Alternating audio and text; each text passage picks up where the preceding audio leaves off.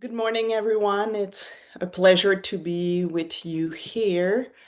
Um, I am Myozan, and I usually join from Denver, but I have been away for the past few days in Sedona, Arizona, um, for a trip that had been planned a couple of weeks ago, and really just doing some hiking and looking at my email the least possible, and spending time with an old friend from Mexico City I had not seen for at least 3 years.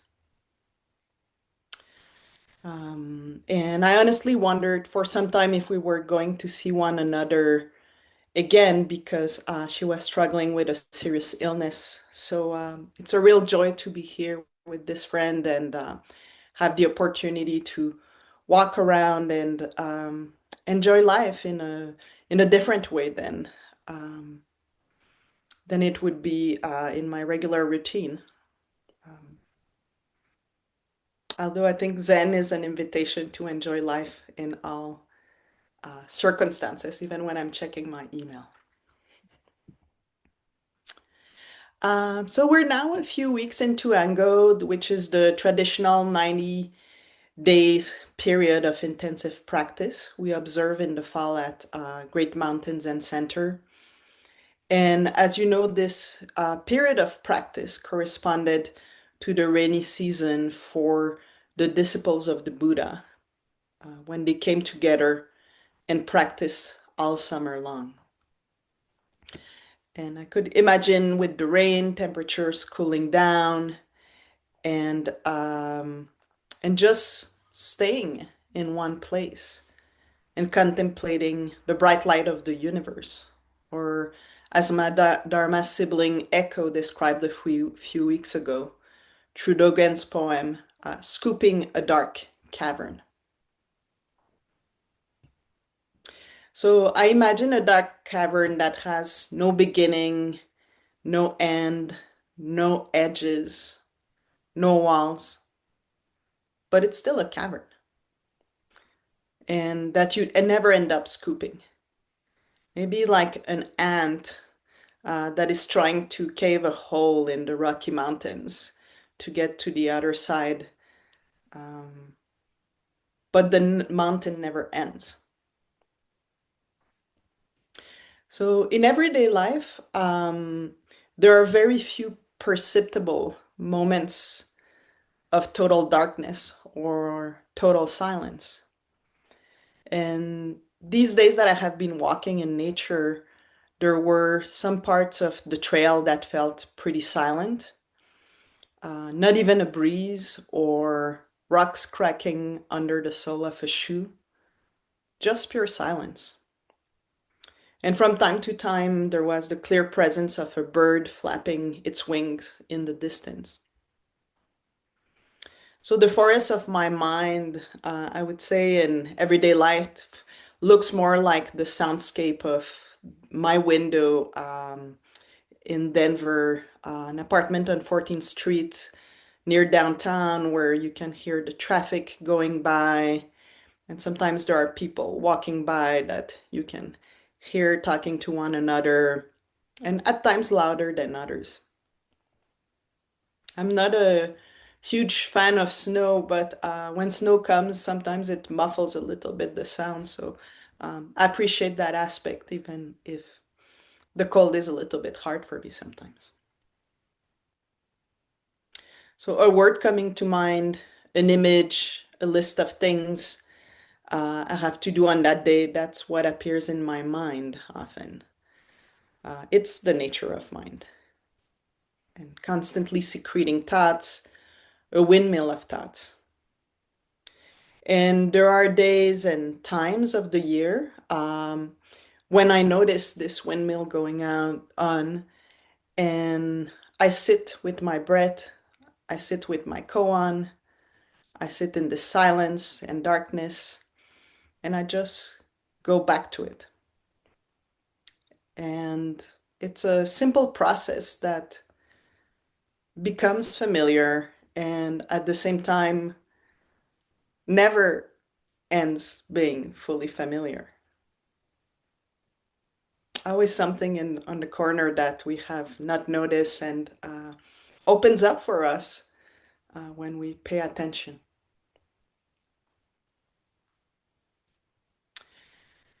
So it can be scary sometimes to scoop up the mountain like this.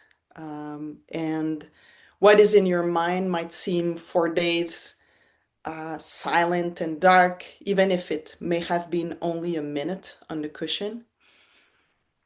And encountering this great darkness that has no name, um, as I was saying, there are very few experiences in our everyday life in which we perceive that, or very few experiences in our everyday life in which we are infinite. Um, Maybe when we're sleeping, I don't know. So there's usually a wall in front of us, or furniture, or we're aware of our body size, or where our hands end. But suddenly we're in this vast darkness or brightness. And the encouragement is just to sit there and sit there. And if anxiety arises, or uncertainty, or the unfamiliarity is unsettling, just being with this vastness and letting ourselves experience this space until we're completely and entirely this space with no degree of separation. And from this place and only this place, see what arises. So, how can I explain this, right? Like, how can I explain this in the context of Zen? Words at the time have a bad reputation in the Zen tradition. Um, as I was thinking about this, I saw an image online of Huineng, the sixth ancestor, uh, t- and it was a 13th century print where he tears apart the sutras.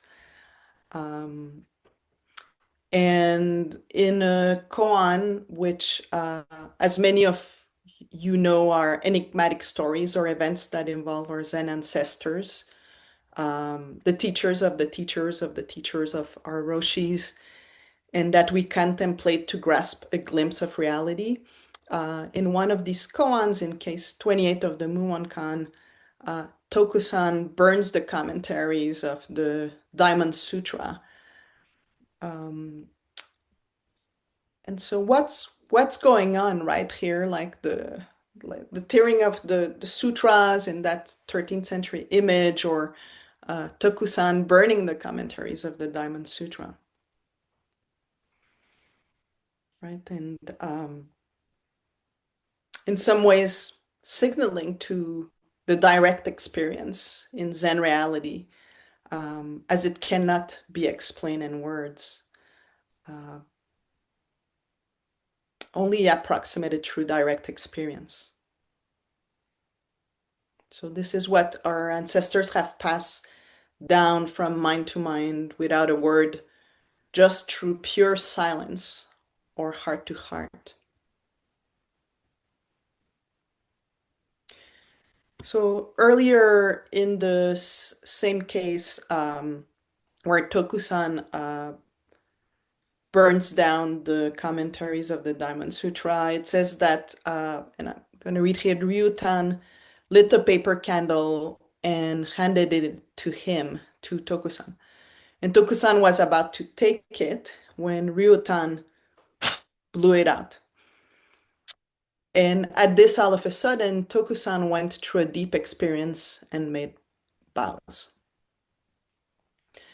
So there is not a word in Ryutan's teaching. He blows the candle, and Tokusan suddenly experiences this deep darkness, this wallness cavern of infinite compassion and wisdom, the door of our true nature. So how can I truly explain this darkness that, right, we all encounter from time to time on the cushion, No matter if you've been sitting for a very long time or it's your first day trying to sit, you might encounter even for a split of a second um, in your busy mind this darkness. How can I truly explain what the sunrise provoked in me this morning?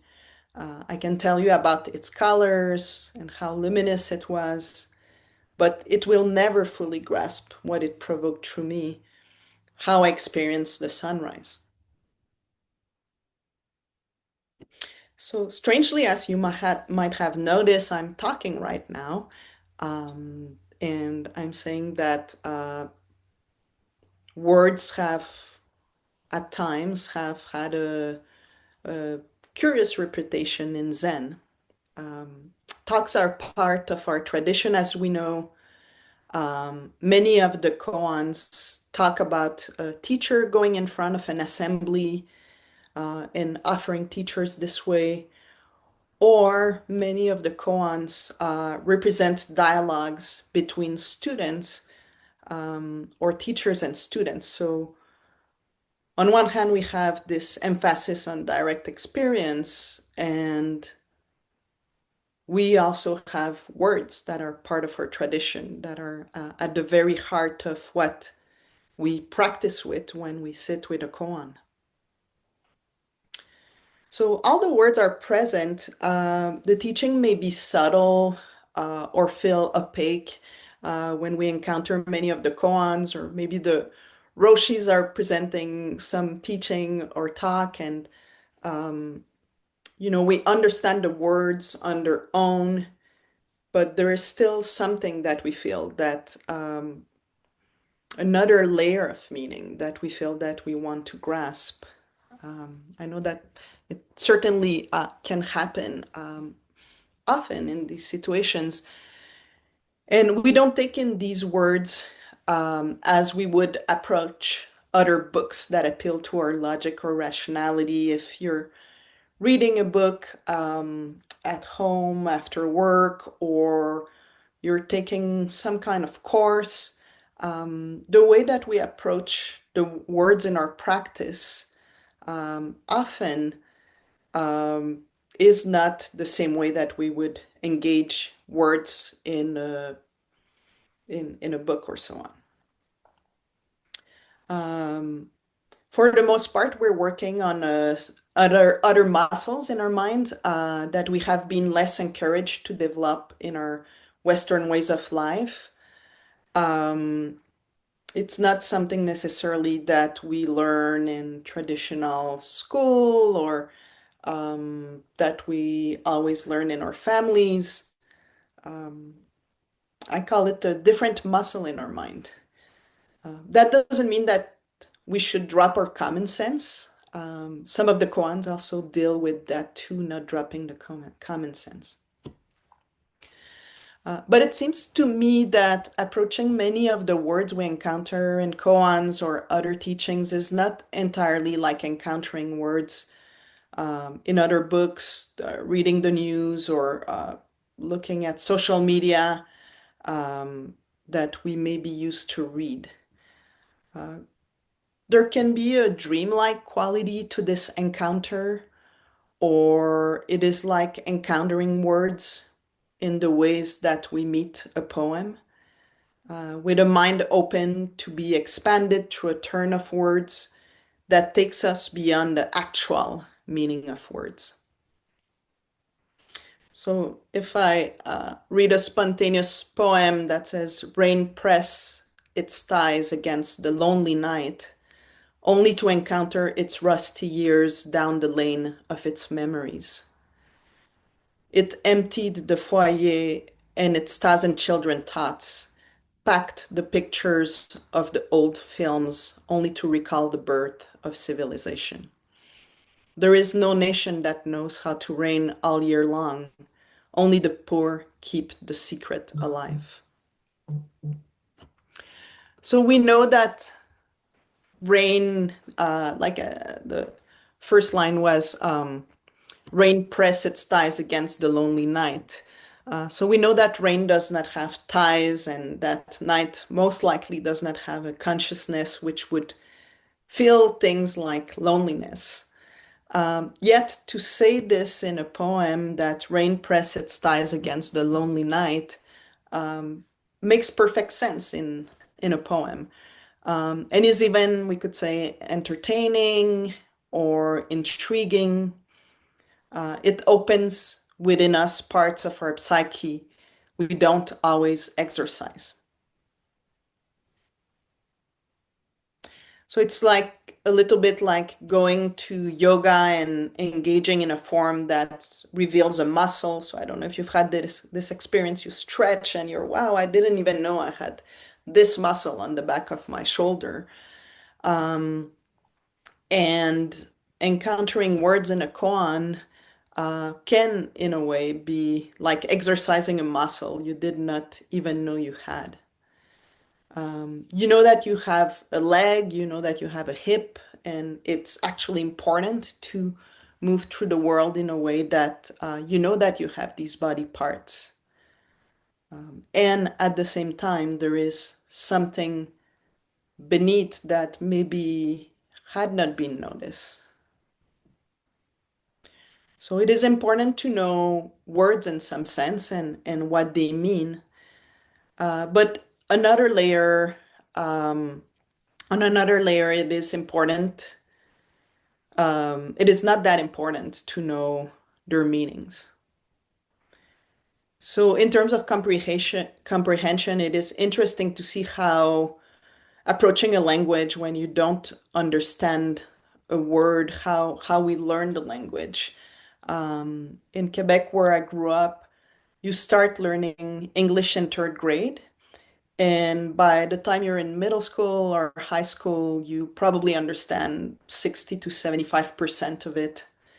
And the teacher will tell you if you're assigned a novel or a longer text to read to just keep reading if you don't understand a word, unless the word keeps reappearing. Then you look at its meaning.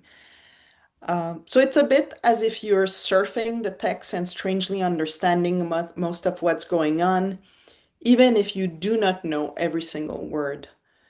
I say the same to my college students who are learning to read academic texts in the social sciences and humanities. Um, at times, the texts are wordy, and I just say, just keep reading and don't look at every definition unless the word keeps reappearing. And learning to read an academic text in those disciplines is a bit like learning a new language, depending on the author. So often I feel that in many koans, most of the time, the spot to resolve it or the practice to resolve it is not in the words themselves, but rather in this layer of mind that understands words beyond words. Like a poem that clicks with the soul. The word candle may not be candle. If you stick with it and let it be whatever it may be, even sing it within you, like candle, candle. Um, you become the candle, you are the candle. You hear the syllables. It may reveal itself in ways you never foresaw. So your word in your koan may be candle, or depending on what you're practicing, maybe moo or golden carp or roll up the blinds. There are, I believe, about more than 700 koans practiced in our lineage. And there are hundreds and infinite numbers of koans that we also encounter in our everyday life. We can think of the world as a giant koan in some ways. So it may be any number of words, but that word may feel like a key. And this key has a meaning beyond its meaning.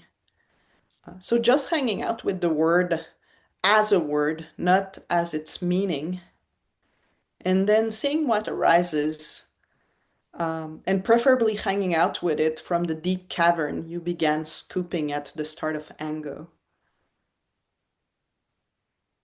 Might reveal, might bring something, or might connect us in a different way. So this past year at Great Mountain Zen Center, we started practicing council 4 times a year. Council takes place at solstice and equinox following the rhythm of the seasons. Council is a practice that many of you took part in last week when we were in a circle, selected an object, and then spoke from the heart. It's a practice that already existed in the White Plum lineage, and Roshi Shinko mentioned having taken part at it many times at the Zen Center of Los Angeles. And Seijo, who was here earlier, mentioned participating every week in a group of women from all over the world where they practice counsel. So it's a beautiful, heartwarming practice that relies for the most part on words, right? Um, so seemingly so different than the silence we just cultivate during Zazen. But I want to emphasize here the word seemingly, so different, so different. But how different is silence from words? Are they different? Counsel is a live practice, and our Zen practice, our Zazen, is a live practice too. We're sitting there uh, present to what arises. And in counsel, we're also sitting there present to what arises. And although there may be questions in council, last week we were talking about change, and there were a couple of questions, but it was along the lines of how do you navigate change in your life, and not answering it from a rational standpoint, but really answering it from the heart. So it's not really about even understanding the questions to a certain extent, but engaging with it. And really answering from what is alive at that moment. I have the talking stick, what emerges. It's not planned, what you say, it's not prepared, or should, or ideally in the practice should not be. It's not written, it's not rehearsed. Simply right now, what do I want to say? How do I want to respond to this question that is offered to me? And as you might have noticed, if you've participated in council, there is always a fourth question, which is what is in your heart at that moment, which offers the possibility to just share from where you stand and what emerges then. So how do I drop the boundaries that define me, my ways of responding, my smart or clumsy words? How do I let my voice emerge as it is, like a newborn in a new world? So Shishin Roshi and Roshi Shinko recommended to me the book The Way of Counsel by Jack Zimmerman and Virginia Coyle to learn a bit more about counsel. And I'm still at the beginning of the book, but there are already many insights that are present there. And the authors share how the practice of counsel emerged in their lives and how it was inspired by um, many traditions, including Native American traditions, Quaker meetings, classical Greek and Islamic texts, and even contemporary group dynamics, among other sources. So at Great Mountains and Center, we light the candle at the center, and the candle is lit during council, not blown dark, as for Tokusan, or seemingly not blown dark. It seems to be lit. But at the last council, I shared with you that a story about fire and what the fire represented for me, and I'll just share it here if you have not heard this story, which is that at my neighborhood sauna and cold plunge garden, um, there used to be a wood stove fire, and it was a really nice stove that you would just sit in the sauna and you could look at the fire at the same time. And it's a small container where about 7 people fit. So sometimes people were in silence and looked at the fire. Sometimes people chatted a little bit. But because of some laws that you can't have open fires in Denver, they they were asked to change it, and they had to replace it by a wood stove. Sorry, they had to replace it by an electric one. And because of uh, it's smaller, like it's not like there's no fire going on, like it's really like electric, and then the rocks become hot. And as we were all talking after that happened, like for the people who show up there regularly about how the new stove felt, one of the things that was present for me is that the fire really felt like a presence, like one more person that was sitting there in the sauna. And I told the neighbor that there was probably something ancient also in us that recognized the practice of sitting around a fire and chatting together.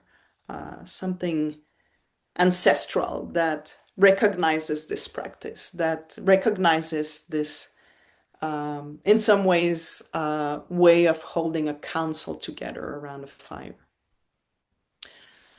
So Zimmerman and Coyle say that all these traditions that they inspired themselves from have in common, what all these traditions have in common is that speaking and listening happens from the heart. And I'll quote here a passage in the book where they say that in council, the gateway to the mystery is listening. We listen in council with more than our ears. We listen with the same awareness a mountain person gives to the wind in the alders, or a mother gives to her young child learning to speak. As we practice the way of counsel, we listen increasingly without reaction, without being influenced by long-held thoughts or associations. As 5 years old would listen to a favorite bedtime story. When we listen this way and the person speaking is able to do so authentically, we can see his or her story unfolding in front of us. So the one sentence that catches my attention is, so in council, we listen with more than our ears. So how can we listen with more than our ears? So we do not analyze or find logic or reasons. We're purely listening and letting the words come through us.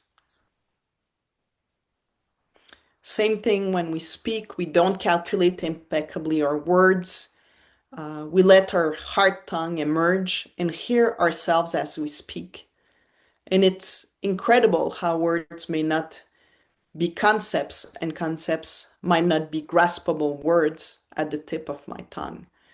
It's incredible how there is a meaning, but then there are also other meanings that are not attached to the meaning of the word. And I encounter that in council, I encounter that in koans, I encounter that when I walk uh, when I walk on a hike and encounter maybe the wind or something like that.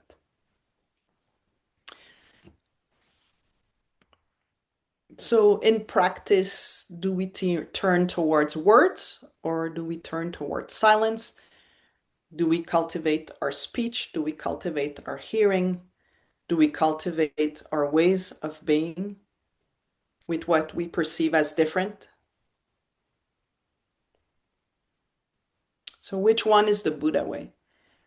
What is between speech and silence? Is there a place where they meet? So thank you so much, everyone. We're gonna open up to comments and commentaries or ideas or what emerges in your heart for you. Um,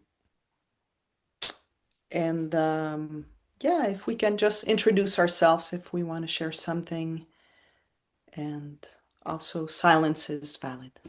Thank you.